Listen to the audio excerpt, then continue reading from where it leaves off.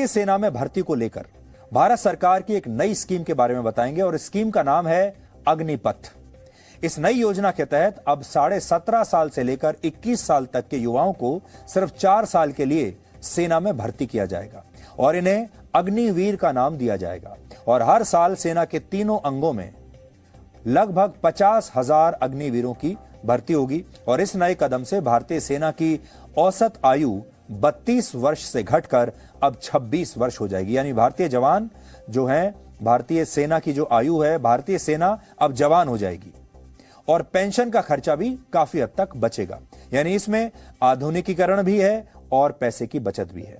इस योजना को हम आपको 5 पॉइंट्स में समझाएंगे और आप चाहें तो यह जानकारी नोट कर सकते हैं क्योंकि यह बहुत महत्वपूर्ण है।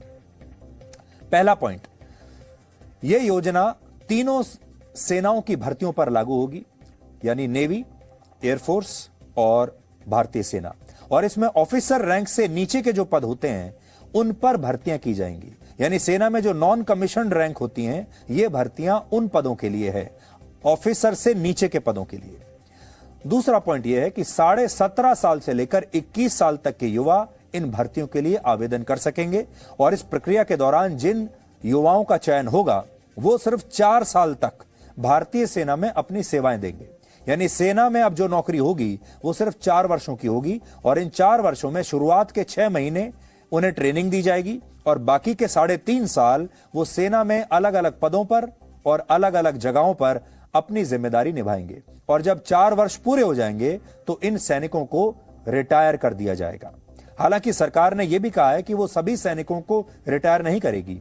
हर बैच में 25% सैनिकों को 4 साल के बाद भी सेना में रहकर देश के लिए काम करने का मौका दिया जाएगा। यानी 25% जो सैनिक हैं उन्हें रिटेन कर लिया जाएगा।